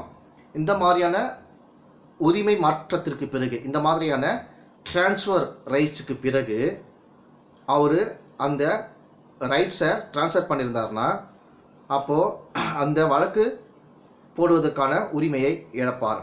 எப்படின்னா பாருங்கள், அந்த கடனை பெற்றவருக்கு அறிவிக்கை தரப்படவில்லை எனினும் உரிமை மாற்றம் பெற்றவருக்கு இத்தகையான உரிமைகள் உண்டு. உரிமை மாற்றத்திற்கு பிறகு உரிமை மாற்றம் செய்தவர், உரிமை மாற்றத்திற்கு பிறகு இந்த உரிமை மாற்றம் செய்தவர் யார், கிவர். நான் லோன் வாங்கியிருக்கேன், அவர்கிட்ட ஒப்படைச்சிட்டேன், அவருக்கு எல்லா கிளைமும் இருக்குதுன்னு சொல்லிட்டேன், ஓகேங்களா. ஸோ நான் போயிட்டு டைரெக்டாக போயிட்டு கேஸ் போட்டோ இல்லை எனக்கு கிளைம் இருக்குதுன்னு சொல்லிட்டோ நான் வாங்க முடியாது. பேங்க்குக்கு மட்டும் தான் இருக்குது, இந்த பர்சன்ஸ்க்கு ஒன்றுமே கிடையாது, ரைட்ஸ் முடிஞ்சிடுச்சு அப்படின்னு சொல்கிறாங்க. புரிஞ்சுதுங்களா? ஓகேங்களா. 132 செக்ஷன் பிரகாரம் இந்த உரிமை மாற்றம் செய்தவர் அந்த கொண்டிருந்த பொறுப்புகளுக்கும் கட்டுப்பாடுகளுக்கும் உட்பட்டு தான் உரிமை மாற்றம் பெற்றவர் மாற்றளிப்பினை பெற முடியும். ஆனால் இந்த செக்ஷன் 132 பிரகாரம் என்ன சொல்கிறாங்கன்னா, உரிமை மாற்றம் செய்தவர் 132 ஆஃப் டிபி ஆக்ட் பிரகாரம் உரிமை மாற்றம் செய்தவர்னு யார், கிவர். ஓகே, அவருக்கு கொண்டிருந்த அந்த பொறுப்புகள், லைபிலிட்டிகள், அவருக்கு இருக்கிறதான ஒரு கட்டுப்பாடுகள் எல்லாம் உட்பட்டு தான் என்னென்ன ரைட்ஸு என்னென்ன இதெல்லாமே லைபிலிட்டிஸ் இருக்கும். இதெல்லாமே பேஸ் பண்ணி தான் செக்ஷன் 132 பிரகாரம் சொல்லுது, உட்பட்டு தான் அந்த உரிமை மாற்றம் பெற்றவர் யார், ரிசீவ் பண்ணுவர், அவர் வந்து இந்த மாதிரியான ட்ரான்ஸ்ஃபரை வந்து அவர் வந்து பெற முடியும். ஏன்னா இப்போ என் கன்சென்ட் இல்லாமல் அவர் வந்து டேரெக்டாக வாங்கிப்பாரா? 132 என்ன சொல்லுது, நான் வந்து சொல்லணும் எல்லாமே, என்னுடைய கன்சென்ட் இருந்தால் மட்டும்தான், என்னுடைய நேமில் நான் என்டாஸ் பண்ணியிருந்தால் மட்டும்தான் அவர் வாங்க முடியும். இல்லைன்னா டேரெக்டாக அவர்கிட்ட இன்சூரன்ஸ் இருக்குது எனக்கு கொடுங்க, கிளைம் அதை வச்சு நான் வாங்கிக்கிறேன் அப்படின்னு சொல்லிட்டு வாங்க முடியாது. ஆல்ரெடி நான் அவருக்கு கொடுத்துருக்கணும் ரைட்ஸு, ஓகேங்களா. இந்த மாதிரியான கட்டுப்பாடுகள் இருந்து, ஏன்னா ஆல்ரெடி எனக்கு கொடுத்தா மட்டும்தான் அவரு இதை கிளைம் பண்ண முடியும், கொடுக்கலன்னு நேரடியாக வாங்க முடியாது அப்படின்னு சொல்லிட்டு சொல்கிறாங்க. ஓகேங்களா. அது மட்டும் இல்லாமல் அவரை விட உயர்ந்த உரிமை மூலத்தை உரிமை மாற்றம் பெற்றவர் பெற முடியாது. ஏன்னா என்கிட்ட இருக்கிற ரைட்ஸை விட ரெண்டாவது பர்சன் நான் இருக்கிறேன் அப்படின்னு சொன்னா அவர் வாங்க முடியாது. என்கிட்ட எல்லாமே அவர் வந்து சைன் வாங்கி இருக்கணும், அப்போ தான் அவர் வாங்க முடியும். சரியா? எக்ஸாம்பிள், இந்த சிவில் ப்ரொசீஜர் கோடில் படிப்பீங்க ஃபைனல் இயரில். எதிரிடை கோரிக்கைன்னு சொல்லுவாங்க, செட் ஆஃப் அப்படின்னு சொல்லுவாங்க, எதிரின்னு சொல்லுவாங்க. ஒன்றுக்கு உடன்பட்டு கடன் ஒன்று மாற்றப்படுனாலாம், ஒரு கடன் கொடுப்பாங்கன்னா அதுக்கு இதை நான் கொடுக்குறேன், இதை வாங்கிக்கிங்க அப்படின்னு சொல்லுவாங்க. இந்த பொறுப்பிற்கு உட்பட்டு தான் அந்த கடனை உரிமை மாற்றம் பெற்றவர் பெறுபவர். ஓகேவா? செட் ஆஃப் அப்படின்னா கவுண்டர் கிளைம் அப்படின்வாங்க. அது வந்து ரிட்டர்ன் ஸ்டேட்மெண்ட் போகும்போது என்ன லோன் அமௌண்ட் கேட்குறாங்களோ அதுவே கிளைம், எனக்கும் இவ்வளோ கொடுக்குறோம் அப்படின்னு சொல்லிட்டு வாங்கிப்பாங்க. That is counter claim. Set off அப்படின்னா எதிரிடை. ஓகேங்களா? எதிரிடைனா ஒரு கடனுக்கு உட்படுறாங்க, ஒரு லோனுக்கு சொல்கிறாங்கன்னா அந்த லோனுக்கு மட்டும்தான் அதை சேஞ்ச் பண்ணுறாங்க அப்படின்னா அந்த லோனுக்கு மட்டும்தான், அந்த பொறுப்பிற்கு மட்டும்தான் உட்பட்டு தான் அந்த லோனை அவங்க வந்து உரிமை மாற்றம் பெற்றவர் பெறுவார். ஓகேவா? வேறு ஏதோ லோனுக்காக போயிட்டு அந்த டாக்குமெண்ட்டை சேஞ்ச் பண்ண முடியும். ஃபார் எக்ஸாம்பிள் இன்சூரன்ஸ் இருக்குது அப்படின்னா ஒரு லோனுக்காக தான் இந்த நான் டாக்குமெண்ட் அவர்கிட்ட வந்து கொடுத்துட்டு அதை ரைட்ஸ் நீங்கள் மாற்றிக்கிங்க சொல்கிறேன். அவர்கிட்ட லோனே வாங்கலை, இல்லை லோனே இல்லை அப்படின்னு சொல்லிட்டு சும்மாவே அவர் எடுத்துக்க முடியுமா? வேறு பக்கத்தில் ஏதோ லோன் வாங்கியிருக்கேன், இதை நான் எடுத்துக்கிறேன்னு சொல்லிட்டு வாங்க முடியுமா? வாங்க முடியும். அவர்கிட்ட என்ன பண்ணியிருக்கணும், அவர்கிட்ட என்ன கண்டிஷன் கொடுத்துருக்கணும், இதை நீங்கள் எடுத்துக்கங்க அப்படின்னு சொல்லிட்டு அவர்கிட்ட சப்மிட் பண்ணிக்கணும். அதுக்கு மட்டும் தான் அவர் எடுக்க முடியும், வேறு எதுக்கும் எடுக்க முடியாது அப்படின்னு சொல்கிறாங்க. அதுதான் பாருங்கள், இது ரொம்ப சிம்பிளாக இருக்கும். எக்ஸாம்பிள் பார்த்தா இன்னும் கொஞ்சம் கிளியராக புரியும். சரிங்களா? பி இடம் இருந்து வர வேண்டிய கடன். ஒரு பி என்ற பர்சன் இருக்கார். பின்னா வச்சுக்கோங்க, நம்ம ஒரு சாதாரண ஒரு பர்சன் எடுத்துக்கோங்க. ஓகே, ஆஸ் யூஸ்வலாக நம்ம எடுக்கிற ஒரு பேர் என்னென்னா ஜான் வச்சுக்கோங்க. ஜான் கிட்டேருந்து வர வேண்டிய ஒரு லோன் அமௌண்ட்டு. ஏன்னா ஜான் வாங்கிட்டார், கடன் வாங்கிட்டார், என்கிட்ட வாங்கிட்டார் வச்சுக்கோங்க. ஓகே, அவர்கிட்ட நான் கடன் அவர்கிட்ட நான் கடனை வசூலிக்கணும். ஓகேவா? ஸோ ஜான் கிட்டேருந்து வர வேண்டிய கடனை என்ன பண்ணுறேன் நான், என் பேர் ஏ, ஜான் வந்து பி. ஓகே, நல்லா புரிஞ்சுக்கணும். ஜான் வந்து பி, நான் வந்து ஏ. அப்போது ஜான் கிட்டேருந்து வர வேண்டிய கடனை நான் என்ன பண்ணுறேன்னா சிக்கு வாங்கிக்கோங்க அப்படின்றேன். இங்கே சின்றவர் யார்? ஓகே, அபினாஷ். ஓகே, ஜான் நீங்கள் அபினாஷ் கிட்ட கொடுத்துருங்க அப்படின்னு சொல்லிட்டேன். ஆனால் அவர் கடன் என்கிட்ட தான் கொடுக்கணும். நான் தான் லோன் அவர்கிட்ட கொடுத்துருக்கேன். லோன் ரீபேமெண்ட் என்கிட்ட கொடுக்கணும். இதுதான் உண்மை கான்செப்ட். நான் டைரக்ட் பண்ணுறேன், நீங்கள் அபினாஷ் கிட்ட கொடுத்துருங்க போதும் அப்படின்னு சொல்கிறேன். அப்போ என்ன பண்ணுறேன், நான் என்ன பண்ணுறேன், நானும் பியிடம் கடன் பட்டிருக்கேன். ஜான் வந்து எனக்கு கடன் கொடுக்கணும். ஓகே, இந்த கடனை நீங்கள் சி கிட்ட கொடுத்துருங்க. யார் அவர்? சி. யார் அவர்? அவர் பி கிட்ட கொடுங்க. யார் அவர்? சாரி, நான் தான் ஏ, பி வந்து ஜான். ஓகே, ஜான் நீங்கள் அபினாஷ் கிட்ட கொடுத்துருங்க என் கடனை, என்கிட்ட கொடுக்காதீங்க அப்படின்னு சொல்லிடுறேன். சரி, ஓகே, ஃபஸ்ட்டு பாயிண்ட். ரெண்டாவது பாயிண்ட் என்ன பண்ணேன், நானும் என்ன பண்ணோம், ஜானுக்கு வந்து கடன் கொடுக்கணும். அவர்கிட்ட வர லோன் வாங்கியிருக்கேன். பாருங்கள், சூப்பராக இருக்குதா? அப்போ என்ன பண்ணுறேன், ஜானிடமிருந்து எனக்கு வர வேண்டிய கடன் பேரில் நான் என்ன பண்ணுறேன், அபினாஷ்க்கு கொடுத்துட்டேன். ஓகே, எனக்கு வர வேண்டியது மட்டும் நான் கொடுத்துட்டேன். அப்போ ஒரு சைடு முடிஞ்சிச்சா? அப்போது இந்த சிச்சுவேஷனில் என்ன பண்ணுறாங்க, ஜான் மீது கேஸ் போடுறாங்க. ஓகே, பாருங்கள், நல்லா புரிஞ்சுக்கோங்க. பியிடமிருந்து வர வேண்டிய கடனை ஏ என்ன பண்ணுறாருன்னா சிக்கு மாற்றுகிறார், கொடுத்துருங்கன்னு சொல்கிறேன். அப்போது ஏவும் அந்த பியிடமிருந்து கடன் பட்டிருக்கிறாரு. பியிடமிருந்து ஏக்கு வர வேண்டிய கடன் பேரில், ஓகே, பியிடமிருந்து ஏக்கு வர வேண்டிய கடன் பேரில் சி பி மீது வழக்கு போடுறாரு. அப்போது இது எப்படி கேஸ் போடுறாரு அப்படின்னா, இந்த உரிமை மாற்றத்தின் போது ட்ரான்ஸ்ஃபர் பண்ணுறாரு. ஏன்னா அங்கே குடு நான் சொல்லிடுறேன் இல்லையா, ஏ, அதனால் போட்டுறாரு. போடும்போது தெரியாமல் இருந்தாலும் ஏ வந்து பியினிடம் இருந்து கடன் பட்டிருந்த அளவு எதிரீடு பெற பிக்கு உரிமை உண்டு. கேஸ் போட்டாங்கன்னா என்ன பண்ணுறோம், ஏ வந்து பி கிட்டேருந்து எந்த அளவுக்கு கடன் வாங்கினாரோ, ஓகேவா, ஏ வந்து பியினிடம் கடன் பட்டிருந்த எந்த அளவுக்கு வாங்கினாரோ அந்த அளவுக்கு பி வாங்குவதற்கு ரைட்ஸ் இருக்குது. Opposite direction. ஓகே, புரிஞ்சுதுங்களா? ஒன்றுமே கிடையாது. ஜான் கிட்டேருந்து வர வேண்டிய என் கடன் தொகை வந்து நான் என்ன பண்ணுறேன், அபினாஷ் கொடுத்துருன்னு சொல்கிறேன். அப்பொழுது நானும், அது மட்டும் இல்லை, நானும் நம்ம ஜானுக்கும் கடன் கொடுக்கணும். இன்னொரு விதத்தில் கடன் வாங்கியிருக்கேன், அதுவும் கொடுக்கணும். அது ஒரு பாயிண்ட்டு. அப்போது இங்கே பாருங்கள், ஜான் கிட்டேருந்து எனக்கு வர வேண்டிய அந்த லோன் அமௌண்ட் பேரில் அபினாஷ் என்ன பண்ணுறாருன்னா ஜான் மேலேயே கேஸ் போடுறார். ஏன்னா கொடுத்துருன்னு சொல்கிறேன், கொடுக்கல அவர். ஓகே, கொடுக்காம நான் கொடுத்துருன்னு சொல்லிட்டேன், கொடுக்கல. அப்போ ஜானுக்கு அபினாஷுக்கு என்னாச்சு, நாங்கள் கொடுக்க சொன்னால் நீங்கள் கொடுக்கல, உடனே அவர் கேஸ் போடுறார். ஏன்னா அவர்கிட்ட கொடுக்கலாம், அபினாஷ்க்கு நீ கொடுக்கலான்னு சொல்லிட்டு நான் என்ன பண்ணிட்டேன், ட்ரான்ஸ்ஃபரே பண்ணிட்டேன், நேம் ட்ரான்ஸ்ஃபர் பண்ணிட்டேன், ரைட்ஸ் கொடுத்துட்டேன். அப்போ அவருக்கு என்னுடைய ரைட்ஸ் ஃபுல்லாக அவருக்கு அபினாஷ்க்கு வந்துச்சு. அப்போது அபினாஷ் வந்து டேரெக்டாக ஜான் மேலே கேஸ் போகிறார், லோன் அமௌண்ட் கொடுங்கன்னு சொல்லிட்டு. சரி, ஓகேங்க. இப்போது தெரியாமல் இருந்தாலும் பரவாயில்ல, தெரிஞ்சாலும் பரவாயில்ல, தெரியாமல் இருந்தாலும் நான் என்ன பண்ணுறேன், பிகிட்டேருந்து லோன் கொடுக்கறதுக்கு நான் கடன் பட்டிருக்கேன் நானும். அது டைரக்ஷன் விட்டுருங்க, மாற்றிட்டேன். நான் கொடுக்கணும்ல ஜானுக்கு, அது எப்படி வரணும்?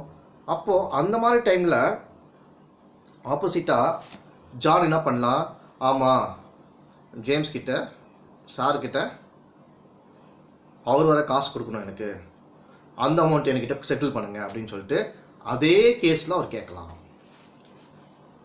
ஓகேங்களா? ஸோ ஆப்போசிட் டைரக்ஷனில் அவர் ரிசீவ் பண்ணுறதுக்கு உரிமை இருக்குது. இதாங்க செக்ஷன் 132 சொல்லுது. தொடர்தகு பாத்தியம் கண்டினியூஸாக வருமா, கிளைம்ஸ் கண்டினியூஸாக வரும். என்ன ட்ரான்ஸ்ஃபர் பண்ணாலுமே இந்த ஆப்போசிட் டைரக்ஷனில் இங்கே ஏதாவது கிளைம் வந்துச்சுன்னா இங்கேயும் வாங்கிக்கலாம், இங்கேயும் வாங்கிக்கலாம், சேம் ஸ்டேட்மெண்ட்லேயே வாங்கிக்கலாம். செப்பரேட்டாக இது பண்ணணும்னு அவசியம் கிடையாது. Okay, now it clear? சரி, இதை பாருங்கள். அவ்வளோதானா? மாற்றி அளிப்பது குறித்த அறிவிக்கை. நோட்டீஸ் கொடுக்கணும்னு சொல்கிறாங்க. அப்போது ஒரு நோட்டீஸ் ஒன்று கொடுக்காமலேயே அந்த டாக்குமெண்ட்டு நிறைவேற்றப்படுவதன் மூலம் அந்த ஆக்ஷனபிள் கிளைமினுடைய ட்ரான்ஸ்ஃபர் முழுமை பெறும். பாருங்கள், அறிவிக்கை ஒன்று தரப்படாமலேயே அந்த முறையாவணம் நிறைவேற்றப்படுவதன் மூலம் தொடர்தகு பாத்தியத்தினுடைய உரிமை மாற்றம் முழுமை பெறும். ஓகேவா? நோட்டீஸ் கொடுக்கலனா கூட அந்த இன்ஸ்ட்ருமெண்ட் வந்து எக்ஸிக்யூட் பண்ணுவதன் மூலமாக ஆக்ஷனபிள் கிளைமினுடைய ரைட்ஸ் வந்து ஃபுல்ஃபில்மெண்ட் பண்ணலாம். இருந்தாலும் அந்த உரிமை மாற்றம் பெற்றவரினுடைய உரிமைகள், யார் அந்த ட்ரான்ஸ்ஃபர் ஆஃப் ரைட்ஸை ரிசீவ் பண்ணாங்களோ அவருடைய ரைட்ஸு அஃபெக்ட் ஆகாமல் இருக்கிறதுக்கு, அவருடைய ரைட்ஸ் அஃபெக்ட் ஆகாமல் இருக்கணும். எக்ஸிக்யூட் பண்ணிடலாம், பட் ரிசீவ் பண்ண பார்த்தீங்களா, ட்ரான்ஸ்ஃபரு நேம் ட்ரான்ஸ்ஃபர் பண்ண பார்த்தீங்களா, அவர் பாதிக்கப்படாமல் இருக்கணும், அவருக்கு பாதிக்கப்படாமல் இருக்கணும் அப்படின்னு சொன்னால் அப்போது ஒரு நோட்டீஸ் கொடுக்கறது வந்து வெரி வெரி இம்பார்ட்டன்ட், இன்றி அமையாதது. தேவையான ஒரு அறிவிக்கை கொடுக்கப்படாத வரை, ஒரு நெசசிட்டியான ஒரு நோட்டீஸு கொடுக்காத வரை அந்த உரிமை மாற்றம் பெற்றவரினுடைய நிலை பாதுகாப்பு இல்லாமல் இருக்கும். யார் அந்த ட்ரான்ஸ்ஃபர்டு ரைட்ஸை ரிசீவ் பண்ணாங்களோ, இந்த மாதிரியான நோட்டீஸ் கொடுக்காம அந்த ஆக்ஷனபிள் கிளைமை வந்து எக்ஸிக்யூட் பண்ணாங்கன்னா அந்த ட்ரான்ஸ்ஃபர்டு ரைட்ஸ் ரிசீவ் பண்ண பர்சன்ஸ்க்கு வந்து ஒரு பாதுகாப்பு ப்ரொடெக்ஷன் இல்லாமல் இருக்கும், ஸ்டாண்டர்டாக இருக்காது. எந்த டைமில் கேன்சல் பண்ணலாம் அப்படின்னு இருக்கும். ரிஜிஸ்டர் பண்ணிட்டோம்னா கரெக்டாக இருக்கும். ஓகேங்களா? சரி, நோட்டீஸ் கொடுத்துட்டா ஆமாம் அவர்கிட்ட கொடுத்துட்டாங்க அப்படின்றது நாலேஜ் வந்துடும். ஓகேங்களா? அதுதான் நம்மளுக்கு ஒரு அறிவிக்கை கொடுக்கணுமா, நோட்டீஸ் கொடுக்கணுமா கேட்குறாங்க. சரி, முறையான அறிவிக்கை கடன் பெற்றவர் பாருங்கள். முறையான அறிவிக்கைனா ப்ராப்பர் நோட்டீஸ் அப்படின்னு வந்து லோன் யார் ரிசீவ் பெற்றவரோ, கடன் பெற்றவர் பெறாதவரை. இப்போது லோன் ரிசீவ் பண்ணவர் வந்து அந்த நோட்டீஸ் ரிசீவ் பண்ணாதவரை, லோன் வாங்கினார் பார்த்தீங்களா, அந்த லோன் வாங்கினர் வந்து எந்த நோட்டீஸும் ரிசீவ் வாங்காத வரையும் அவர் அந்த உரிமை மாற்றம் பெற்றவருக்கு நேரடியாக கடமைப்பட்டவர் அல்லர். பாருங்கள்,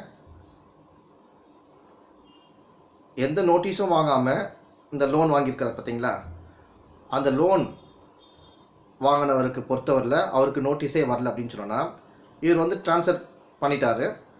அப்போது ட்ரான்ஸ்ஃபர் பண்ணிட்டார் அப்படின்னு சொன்னாங்கன்னா இப்போ நேரடியாக யார் ட்ரான்ஸ்ஃபர் பண்ணாரோ அவருக்கும் இவருக்கும் எந்த கனெக்ஷனும் கிடையாது. அவர் தனியாக பண்ணிப்பார். ட்ரான்ஸ்ஃபர் பண்ணியாச்சும் அவ்வளோ தான், எனக்கு நோட்டீஸ் கொடுக்கல, உங்கள் 2 பேருக்குள்ள முடிஞ்சிச்சு. ஆனால் அந்த ட்ரான்ஸ்ஃபர் நேம் ட்ரான்ஸ்ஃபர் பண்ணுறாங்க அப்படின்னா அந்த உரிமை மாற்றத்தின் போது ட்ரான்ஸ்ஃபர் ஆஃப் கிளைம் பண்ணும்பொழுது அந்த ட்ரான்ஸ்ஃபர் பண்ணுற ஒரு தரப்பினராக இருக்கும் பொழுது, நானும் நீங்களும் அப்படின்னா நான் என் ப்ராப்பர்ட்டியை உங்ககிட்ட நான் கொடுக்குறேன், என்னுடைய கிளைமை உங்ககிட்ட கொடுக்குன்னா அந்த ஒரு தரப்பினராக இருக்கும் பொழுது நேரடியான அறிவிக்கை இல்லை என்றாலும், டைரக்டான ஒரு நோட்டீஸ் இல்லைனாலும் இந்த கடன் பெற்றவர், தட் இஸ் லோன் வாங்கினவர், உரிமை மாற்றம் பெற்றவருக்கு கடனை செலுத்த கடமைப்பட்டவர்.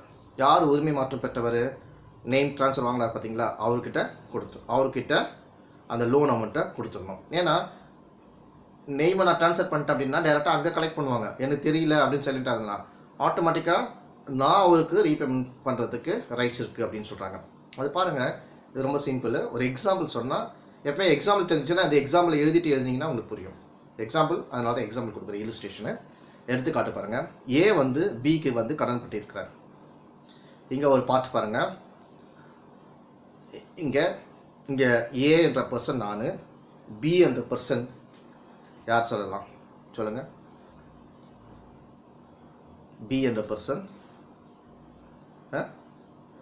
நம்ம சச்சின். ஓகே, ஏ வந்து நான், பி வந்து சச்சின். ஏ வந்து நான் வந்து பிக்கு கடன் பட்டிருக்கேன்னா நான் கடன் கொடுக்கணும்னு வச்சுக்கோங்க. அப்போது அந்த கடனை, அந்த லோன் அமௌண்ட்டு, கடன்னா லோன், நான் தான் நான் வந்து சச்சினுக்கு வந்து லோன் கொடுக்கறதுக்கு என்னுடைய டியூட்டி இருக்குது, லோன் கொடுக்கணும், கடமை. ஓகேவா? அப்போ அந்த லோனை சச்சின் என்ன பண்ணுறாருன்னா அந்த கடனை பி சிக்கு உரிமை மாற்றம் செய்கிறார். ஓகே, அந்த கடனை, அந்த லோனை என்ன பண்ணுறாருன்னா சச்சின் வெங்கடேஷ்க்கு கொடுத்துருங்க அப்படின்னு சொல்லிட்டு சச்சின் டைரக்ட் பண்ணிடுறார். சூப்பராக, நல்ல பாயிண்ட் நோட் பண்ணிக்கிங்க. நான் தான் A, Sachin B, Venkatesh C. Okay, ABC. நான் வந்து சச்சினுக்கு வந்து லோன் அமௌண்ட்டு கொடுக்கணும், லோன் வாங்கிட்டேன்னு வச்சுக்கோங்க, அவருக்கு லோன் கொடுக்கணும். சச்சின் என்ன பண்ணுறான்னா, சார் வெங்கடேஷ் கிட்ட கொடுத்துருங்க, நீங்கள் எனக்கு கொடுக்க வேண்டிய லோன் அமௌண்ட்டை அப்படின்னு சொல்லிட்டாரு. சரிங்க, அதனால் அவர் வந்து ட்ரான்ஸ்ஃபர் பண்ணிட்டார், நேம் ட்ரான்ஸ்ஃபர் பண்ணிட்டார், நான் கொடுக்க வேண்டிய டைரக்ஷன் கொடுத்துட்டார், இந்த அமௌண்ட்டை டேரெக்டாக அவர்கிட்ட கொடுத்துருக்கேன்னு சொல்லிட்டு. அப்போது சிக்கு ரைட்ஸ் கொடுத்துட்டார், வெங்கடேஷ்க்கு ரைட்ஸ் கொடுத்துட்டார். ஓகே, இப்போ நான் என்ன பண்ணணும், நேரடியாக சிக்கு தான் கொடுக்கணும். சரிங்க, உடனே என்ன பண்ணுறாரு சச்சின் வந்து என்ன சொல்கிறாரு, என்ன லோன் அமௌண்ட்டு கட்டுங்க அப்படின்னு சொல்லிட்டு கேட்குறாரு. அங்கே டைரக்ஷன் கொடுத்துட்டாரு வெங்கடேஷ் கிட்டே கொடுக்கணும்னு சொல்லிட்டு. ஆனாலும் உடனே என்ன பண்ணிட்டாருன்னா, சார் லோன் அமௌண்ட்டு கொடுங்க சார் அப்படின்னு வர சொல்கிறார். நேமும் ட்ரான்ஸ்ஃபர் பண்ணிட்டாரு ஒரு பார்ட்டு, செகண்ட் பார்ட்டு என்கிட்டே கேட்குறாரு, சார் நீங்கள் லோன் அமௌண்ட் கொடுங்க. அப்போது அந்த உரிமை மாற்றம் பற்றி ட்ரான்ஸ்ஃபர் பண்ணால் பார்த்தீங்களா, நீ வெங்கடேஷ் கொடுன்னு சொல்லிட்டு அந்த நோட்டீஸு பெறாத, நோட்டீஸ் கிடைக்காம என்ன ஆச்சுன்னா நான் பியிடம் கொடுத்துருவேன். ட்ரான்ஸ்ஃபர் மட்டும் பண்ணிட்டாரு, எனக்கு நோட்டீஸ் கொடுக்கல. நான் பண்ணிட்டேன் நீங்கள் கொடுங்க அப்படின்லாம் நோட்டீஸ் கொடுக்கல, காசு கேட்குறாரு நோட்டீஸே கொடுக்காம. நான் என்ன பண்ணிட்டேன், சரி நம்ம சச்சின் கிட்ட தானே காசு வாங்கணும், சச்சின் ஏன் நோட்டீஸ் கொடுக்கணும் அப்படின்ட்டு. ஆனால் சச்சின் முன்னாடி சொல்லிட்டாரு, நீங்கள் சி கிட்ட கொடுத்துருங்க அப்படின்னு சொல்லிட்டு நான் ட்ரான்ஸ்ஃபர் பண்ணிட்டேன், நீங்கள் கொடுக்க வேண்டிய லோனை வந்து வெங்கடேஷ் கிட்ட கொடுங்கன்னு சொல்லிட்டு சொல்லிட்டேன் அப்படின்னும் சொல்லிட்டாரு. ட்ரான்ஸ்ஃபரும் பண்ணிட்டார், கரெக்டாக ரிட்டர்னில் எழுதிட்டார் வச்சுக்கோங்க. ஆனால் நீங்கள் எனக்கு கொடுங்க அப்படின்னு சொல்லிட்டு சச்சின் எனக்கு எந்த நோட்டீஸும் கொடுக்கல, நேரடியாக காசை லோன் அமௌண்ட்டை வாங்க கலெக்ட் பண்ண வந்துட்டார், கில்லாடியாக அறிவாளியாக வந்துட்டார். ஓகே, நான் என்ன பண்ணிட்டேன், சரி என்ன சச்சின் லோன் கேட்குறியா, சரி ஓகே நான் எங்கே கொடுத்தேன்னு சொல்லிட்டு சச்சின்கிட்ட லோன் அமௌண்ட் அடைச்சிட்டேன். அப்போ இந்த மாதிரி லோன் அமௌண்ட்டு நான் கொடுக்குறேன் பார்த்தீங்களா, என்னுடைய லோன் நான் கொடுக்குறேன், என் பார்த்து கொடுக்குறேன் பார்த்தீங்களா, அந்த லோன் அமௌண்ட்டு நான் பே பண்ணது வேலிட் தான், செல்லும்.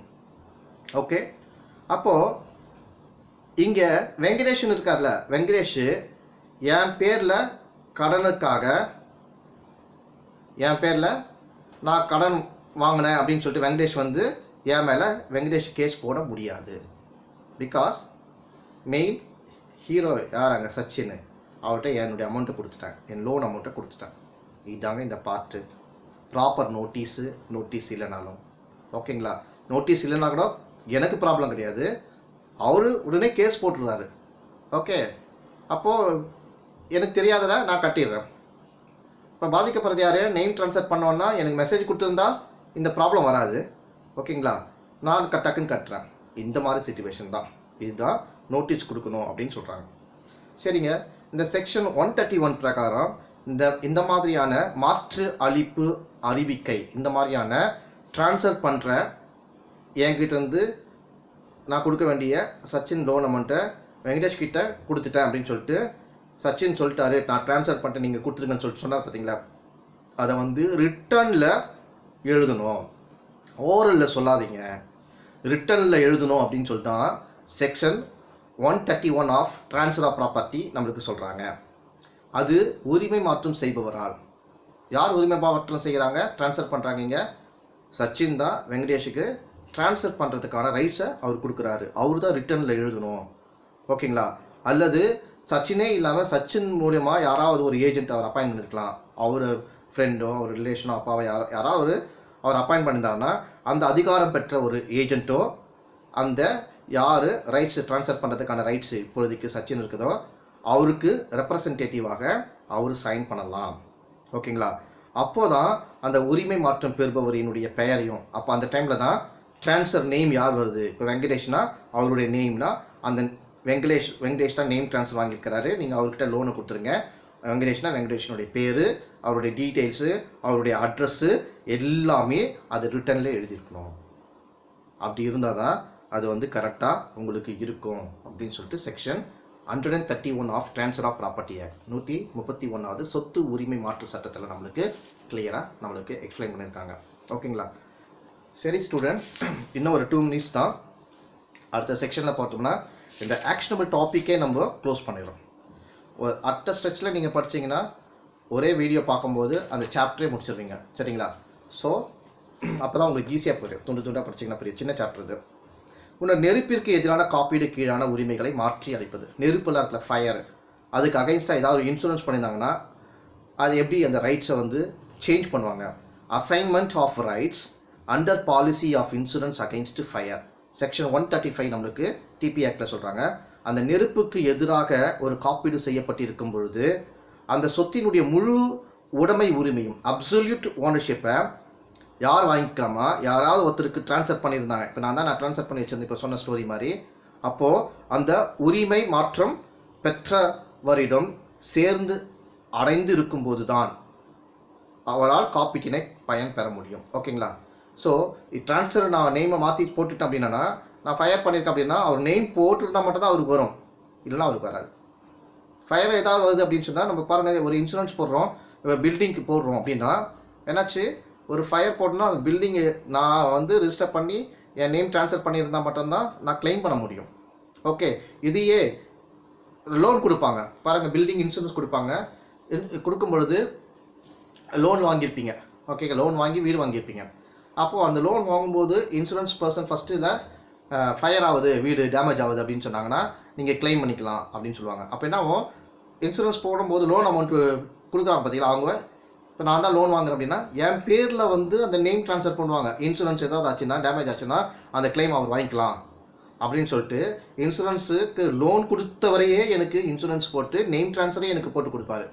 அப்போ இது மாதிரி நான் லோன் வாங்குறேன் அப்படின்னா அப்போது என் பேரில் நேம் ட்ரான்ஸ்ஃபர் பண்ணால் மட்டும் தான் நான் ரிசிப்ட் கிளைம் பண்ண முடியும். அதர்வைஸ் லோன் போட்டேங்க நேமும் பண்ணாமல் அவர் பேரில் போட்டிருந்தாருன்னா அவர் தான் வாங்க முடியும். என் நேமில் தான் இருக்கும், வாங்க முடியாது. ஸோ அதான் சொல்கிறாங்க. ஓகேங்களா? ஸோ அவரால் காப்பீட்டினை பயன் பெற முடியும். யார் இன்சூரன்ஸ் பண்ணாங்களோ அவருடைய நேமில் நேம் ட்ரான்ஸ்ஃபர் பண்ணி இருந்தால் மட்டும்தான் ஒரு இன்சூரன்ஸை கிளைம் பண்ண முடியும். அவர் நேம்லே இல்லைன்னா இன்சூரன்ஸ் போட்டிருக்கேன் அப்படின்னு சொல்லிட்டேன்னா யாருடைய ஃபயர் நேமில் இருக்குதோ அவங்க மட்டும் தான் கிளைம் பண்ண முடியும். கடல் இடருக்கு எதிரான காப்பீட்டின் கீழான உரிமைகளை மாற்றி அளிப்பது அப்படின்னா transfer or assignment of rights under policy of marine insurance.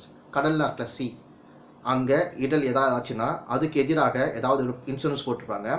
அதுக்கு கீழான உரிமை, அதுக்கு கீழான ஒரு ரைட்ஸை வந்து ட்ரான்ஸ்ஃபர் பண்ணாங்கன்னா யார் வாங்கிப்பாங்க. இது செக்ஷன் 135A அதில் இருந்துச்சு. ஆனால் 1963 நம்மளுக்கு இன்சூரன்ஸ் ஆக்ட் கீழே 93ன்னு சொல்லிட்டு ஒரு ஆக்ட் புதுசாக ஒரு அமெண்ட்மெண்ட் பண்ணாங்க. அதை சேர்க்கும்போது இந்த ட்ரான்ஸ்ஃபர் ஆஃப் ப்ராப்பர்ட்டி ஆக்டை வந்து ஏதாவது ஒரு புதுசாக ஆக்ட் பண்ணாங்கன்னா ஆல்ரெடி அதுக்கும் இதுக்கு ரிலேட்டாக வரும் பார்த்தீங்களா. வரும்பொழுது இந்த 135A ட்ரான்ஸ்ஃபர் ஆஃப் ப்ராப்பர்ட்டி இருக்கிற ஆக்டை வந்து டெலீட் பண்ணிட்டாங்க. ஏன்னா புதுசாக இன்சூரன்ஸ் ஆக்ட், இது மாதிரி இன்சூரன்ஸ் ஆக்ட் தனியாக இருக்குது நம்மளுக்கு. அதை கிளைம் பண்ணும்போது ஏன்னா சொத்து மாற்று மாதிரி தானே ட்ரான்ஸ்ஃபர் ஆஃப் ப்ராப்பர்ட்டி ஆக்ட்னா இந்த ப்ராப்பர்ட்டி பேஸ் பண்ணி தான் கிளைம் பண்ணுவாங்க. ஓகேங்களா? இன்சூரன்ஸ் கிளைம் பண்ணுறாங்க, ப்ராப்பர்ட்டி டேமேஜ் வந்துச்சுன்னா கிளைம் பண்ணுவாங்க, ஃபயர் ஆக்சிடென்ட் வந்துச்சுன்னா கிளைம் பண்ணுவாங்க. இது மாதிரிலாம் வெஹிக்கிள் கிளைமு, இது மாதிரிலாம் கிளைம்னா அதுதான் கண்டினியூஸ் கிளைமே தொடர்த்தாக்கு கிளைம். இந்த மாதிரி கிளைம் வரும்போது அந்த மாதிரி செக்ஷன் அன்வான்ட் 93லேயே இன்சூரன்ஸ் ஆக்ட்லேயே வந்து அதுக்கு தனி செப்பரேட்டான ஒரு ஆக்ட் இருக்குது. அதனால் 135A ஆக்டை 1963 பிரகாரம் இன்சூரன்ஸ் ஆக்டில் டெலீட் பண்ணிட்டாங்க, கேன்சல் பண்ணிட்டாங்க. அதனால் இந்த மாதிரியான காப்பீட்டினுடைய பயன், இந்த மாதிரியான இன்சூரன்ஸினுடைய பெனிஃபிட் வந்து மாற்றி அளிப்பது மூலம் இது மாதிரி ட்ரான்ஸ்ஃபர் பண்ணுறாங்க, இந்த மாதிரி இன்சூரன்ஸ் போட்டு ட்ரான்ஸ்ஃபர் பண்ணுறாங்க அப்படின்னு சொன்னாங்கன்னா இந்த மெரைனில் தேர்ட் பர்சனுக்கு கிடைக்காது. யார் ஃபஸ்ட்டு பர்சன் இருக்காங்களோ அவனுக்கு மட்டும் வேணால் கிடைக்கும். அதை 93 சொல்லியிருக்காங்க. தேர்ட் பர்சனுக்கு இது மாதிரி சேஞ்ச் பண்ணுறாங்க அப்படின்லாம் அவங்களுக்குலாம் ரிசீவ் பண்ணவே முடியாது. ஏன்னா ஆக்ட் அமெண்ட்மெண்ட் பண்ணிட்டாங்க. அப்படின்னா நிறைய பேர் வாங்கி அமெண்ட் பண்ணிடுவாங்கன்னு சொல்லிட்டு அதை டெலீட் பண்ணிட்டாங்க. ஓகேங்களா? சரி, மாற்றி அளிப்பின் மூலம் தொடர்தகு பாத்தியங்களை பெற தகுதி இல்லாதவங்க யார்? இது மாதிரி ட்ரான்ஸ்ஃபர் பண்ணுறாங்க, ஆக்ஷனபிள் கிளைமு ஸ்ட்ரைட்டாக வருது. அவங்களுடைய ரைட்ஸை வந்து வேறு பர்சன்ஸ்க்கு ரைட்ஸை சேஞ்ச் பண்ணுறாங்க. சேஞ்ச் பண்ணும்போது அவங்க பெனிஃபிட்டடா? ஓகே, எல்லாம் பார்த்தோம். பெனிஃபிட் இல்லாத பர்சன்ஸ் யார்? சூப்பர். இப்போ தான் நீங்கள் கவனிக்கணும். ஏன்னா closing of the session you must observe clearly. Because என்னடா 55 மினிட்ஸ் ஆயிடுச்சு, போரிங் ஆயிடுச்சுன்னு பார்க்காதீங்க. ஃபினிஷிங் ஸ்டார்டிங்கும் ஃபினிஷிங்கும் கரெக்டாக இருக்கணும். அப்போ தான் நீங்கள் வந்து வின் பண்ண முடியும். பாருங்கள், ஃபினிஷிங் பாருங்கள். இது section 136 of transfer of property ஆக்டில் அந்த நீதிமன்றங்களுடன் தொடர்பு கொள்ளக்கூடிய அந்த நீதிபதியெலாம் இருப்பாங்க பார்த்தீங்களா, கோர்ட்டோட இன்ட்ராக்ட் பண்ணி ரொம்ப க்ளோஸாக இருப்பாங்க பார்த்தீங்களா, யார்? Advocates, judges. இவங்க தான் கோர்ட்டோட ஒன்றி இருப்பாங்க. சரியா? அவங்க இல்லைன்னா அந்த ஆஃபீஸில் ஒர்க் பண்ணுற யாராவது அவங்களாம் இருந்தாங்களா இந்த மாதிரியான தொடர்தகு பாத்தியங்களில் பங்கோ அல்லது உரிமைகள் வாங்கவோ இல்லை அதை பெறுவதற்கான ஒரு கான்ட்ராக்ட் ஒப்பந்தமோ செய்து கொள்ள முடியாது. ஓகே, ஆஃபீஸரோ கோர்ட் ஆஃபீஸர் யார், லாயர், ஜட்ஜோ, அங்கே ஆஃபீஸில் ஒர்க் பண்ணுற எந்த பர்சன்ஸோ இந்த மாதிரி ஆக்ஷனபிள் கிளைமில் இருக்கிற இந்த ஷேரோ அல்லது ரைட்ஸோ அவங்க ரிசீவ் பண்ண முடியாது. ஓகே, இல்லை அக்ரிமெண்ட்டில் கூட போடுவதற்கு அவங்களுக்கு முடியாது அப்படின்னு சொல்கிறாங்க. அப்படின்னு சொல்லிட்டு section 136 of the transfer of property act சொல்கிறாங்க. ஏனென்றால் இவங்க இந்த மாதிரியான பர்சன்ஸ் வந்து கோர்ட்டோட ரொம்ப க்ளோஸான ரிலேஷன்ஷிப்பில் இருக்கிறவங்க, நீதிமன்றத்துடன் நெருங்கிய தொடர்புடையவர்களாக இருப்பதால் அந்த வழக்கினுடைய கருப்பொருள் இருக்கும் தொடர்தகு பாத்தியங்களை அவங்களுக்குள்ள மேற்படி அனுகூலமான நிலைமையை பயன்படுத்தி, ஏன்னா இப்போ ஜட்ஜ் இருக்கிறாரு, அட்வொகேட் இருக்காரு, கோர்ட் ஆஃபீஸில் ஒரு ஒர்க் பண்ணுற இருந்தாங்கன்னா அவங்களுக்கு ஏற்ற மாதிரியான ஒரு நுணுக்கங்களை பேசிட்டு சாதகமாக கேஸை வந்து ஃபைனலைஸ் பண்ணிப்பாங்க. ஓகேவா?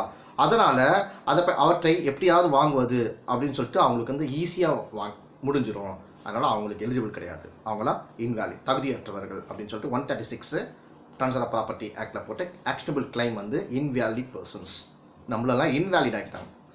பாருங்கள், law persons 136 of the transfer of property ஆக்டில் வந்து ஆக்ஷனபிள் கிளைமில் நம்மளாம் எலிஜிபிள் கிடையாது. ஓகே, சரி, ஓகேங்க. மாற்று முறை ஆவணங்களுக்கு விதிவிலக்கு பாருங்கள். Section 137 of transfer of property act வந்து ஒரு எக்ஸப்ஷன் நம்மளுக்கு கொடுக்குறாங்க. மாற்று முறை ஆவணங்கள்னால் இந்த ட்ரான்ஸ்ஃபர் ஆஃப் டாக்குமெண்ட் நம்ம இன்ஸ்ட்ருமெண்ட் பண்ணுறோம் பார்த்தீங்களா, ட்ரான்ஸ்ஃபர் பண்ணுற இதுக்கு ஒரு எக்ஸப்ஷன் இருக்குது. என்னது பார்த்தீங்கன்னா செக்ஷன் 137 ஆனது வந்து நம்ம செக்ஷன் 130லேருந்து 136 வரையும் ஒரு என்னென்ன ரூல்ஸ் அண்ட் ரெகுலேஷன்ஸ்லாம் நம்ம பார்த்தோம்.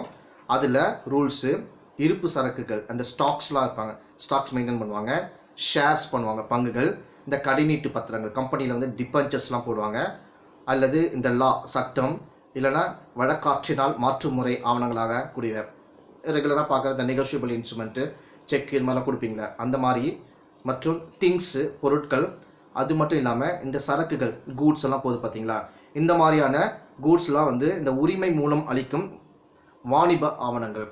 இது மாதிரி கூட்ஸ் எல்லாம் வந்து ரைட்ஸை வந்து வேறு பர்சன்ஸ்க்கு வந்து கொடுப்பாங்க.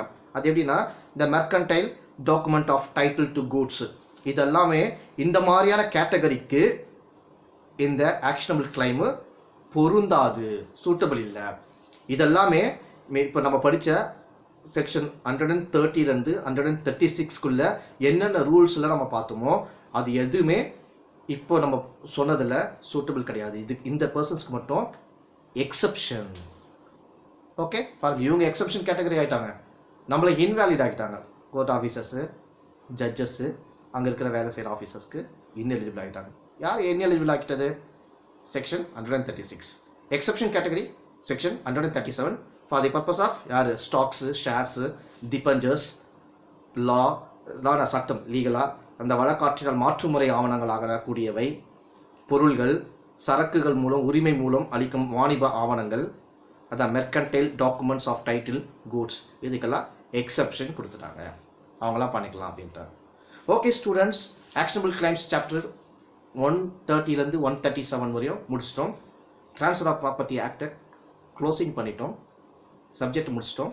ஓகேங்களா? Wish you all the best. Wish you all the best மட்டும் நிற்கக்கூடாது. இப்போ பார்க்குற அந்த ஆன்லைன் சேனலை அங்கே சப்ஸ்கிரிப்ஷன் அப்படின்னு ஒன்று இருக்கும், சப்ஸ்கிரைப், அதை கிளிக் பண்ணுங்கள். அது பக்கத்தில் ஒரு பெல் ஒன்று இருக்கும், அந்த பெல்லை கிளிக் பண்ணிங்கன்னா நான் என்னென்ன லீகல் சம்மந்தமான வீடியோஸ் நான் போடுறேனோ எல்லாமே உடனே உங்களுக்கு இமிடியேட்டாக நான் அப்டேட் பண்ண உடனே உங்களுக்கு வந்துடும். நீங்கள் சர்ச் பண்ண தேவையான அவசியம் கிடையாது. ஓகேங்களா? ஸோ இது மாதிரி ஸ்வீட்டான ஒரு லெசன்ஸை ஸ்வீட்டாக படிங்க, அப்போ ஸ்வீட்டாக உங்கள் மைண்டில் இருக்கும். இதுவும் ரொம்ப டல்லாக போகாதீங்க, டல்லாக படிச்சிங்கன்னா முடியாது. ஓகேங்களா? Okay students, thank you all, bye, all the best.